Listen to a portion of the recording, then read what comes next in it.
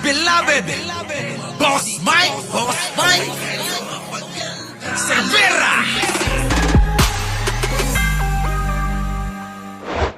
Alam nyo dito sa nangyayari ngayon na nadidiin nga si Sara Duterte diyan po sa usaping kay Madriaga, meron yung propaganda na lumalabas. Alam niyo po ba yon na may propaganda na lumalabas?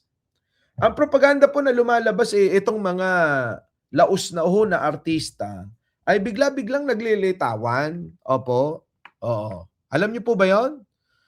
Ang may bagong propaganda, bigla-biglang naglilitawan ng mga laos na artista at sinisisi ang Pangulong Bongbong Marcos. Nako, ano ba 'yan? Andali nga, eto ho mga kababayan ko, sample nito, konektado po ito dito nga po sa issue ni Sara Duterte na pagbisita sa isang nakakulong na nagngangalang, ah, Ramil Madriaga.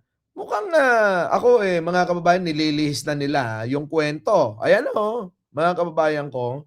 Sabi rito nitong, dating, ano ba ito? Dating hiniwalayan yata ito ni Bea, ano?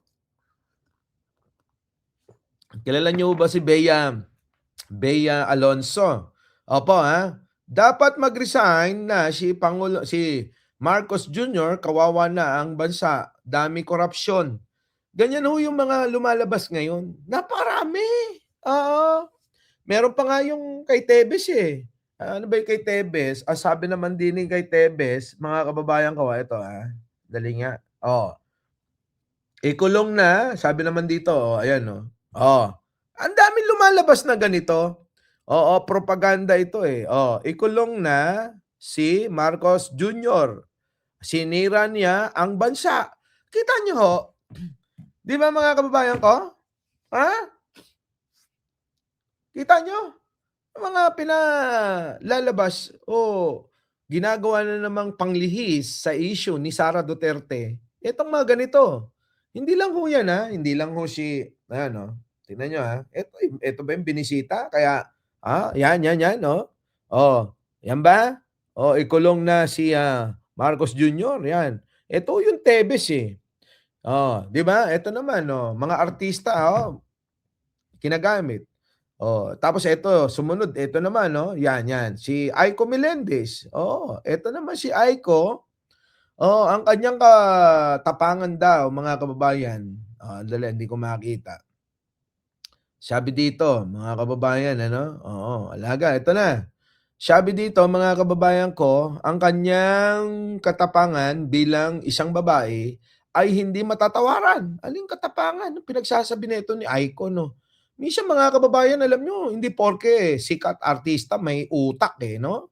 Napakarami na po niyang pinagdaanan. Pinagdaanan na Pinagdaanan na pagsubok na muntik na hong mabisto lahat yung kanyang mga ginagawang pagnanakaw. Ganun ba yon? Ngunit hindi siya kailanman pinanghinaan ng loob. Anak ng pating talaga. Tunay. Naku, kulang ang salitang salamat daw. Oo, ayon kay Aiko. Nagpapasalamat daw mga kababayan ko si Aiko Melendez. Ito'y konsehal. Diyan po sa 5th District ng Quezon City. At nagpapasalamat daw kay Sara Duterte sa palagi raw nitong pagsagot kahit pa busy. Anong pagsagot?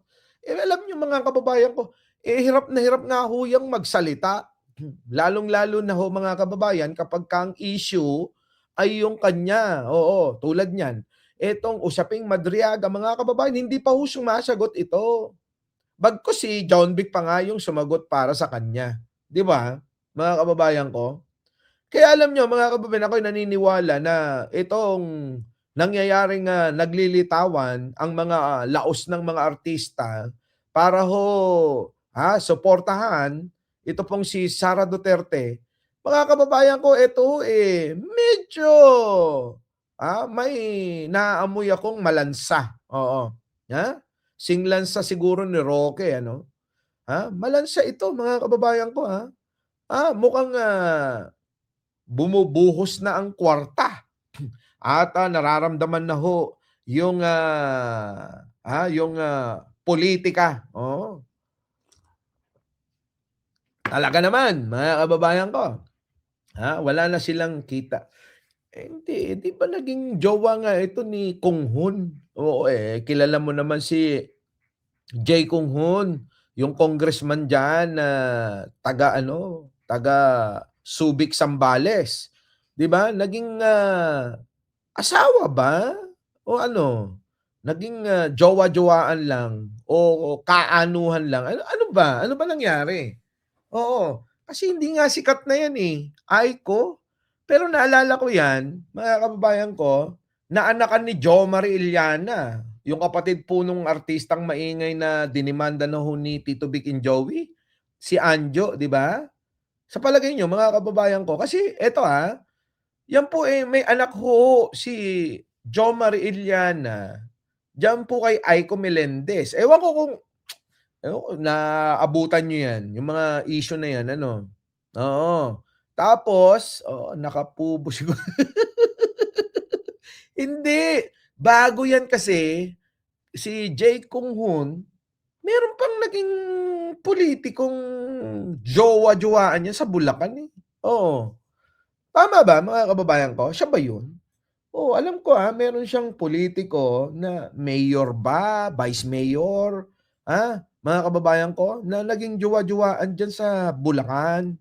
Oo, at, tuluyan ngang, naghiwalay at, napunta na naman siya sa kay Jay Kung Hoon, oo. Naku mga kababayan ko, 7 years, dahil kay Duterte naghiwalay. Ewan ko, 7 years ba sila ni Jay Kung Hoon? Tagal din oo, matagal din na nagpakasasa parehas Oh, Roel San Pedro, gandang umaga sa inyo lahat, sabi niya, oh.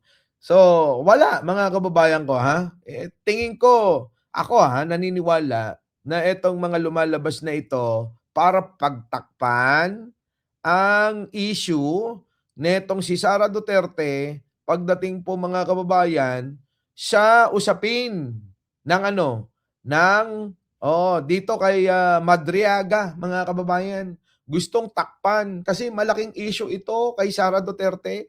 Hindi niya maipaliwanag ng maliwanag, ng malinaw para maunawaan ng tao kung bakit dumadalaw siya sa kulungan. Oh, yung mga grabe ka naman Jojo Chavez, nilaspag talaga.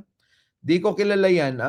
Hindi mo ala ka Leo kung makabanat ka, parang siya nga 'yun, 'di ba? RR in the Philippines, oo. 'Di ba SP, SP, kayo, grabe kayo. Sobra naman kayo. Puwede bang nagmahalan lang at na-realize nila na hindi pala nila mahal ang isa't isa? Kayo talaga, oo. Yun yun. Eto ho yan, ako, etong mga ulitin ko lang, mga kababayan, lumalabas, correct, oo, Legazpi, lumalabas na itong mga lumalabas na mga issue at ang mga artista na naglilitawan kahit mga laos na tulad niya Sanjo Marudo, tumakbo yan ng party list, talo. Oo, talo, walang may gusto. Oo. 'Di ba? Tumakbong, party list yan, Si, Sanjo Marudo kalaki-laki ng billboard niyan dun sa may NLEX. Ay hindi rin ho nanalo. At yan pong si Sanjo Marudo mga kababayan ko, yan din po yung laging kasama nitong sila nitong, mga BGC boys. Sila Henry Alcantara, yun mga kababayan ko. Our beloved Boss Mike Cervera.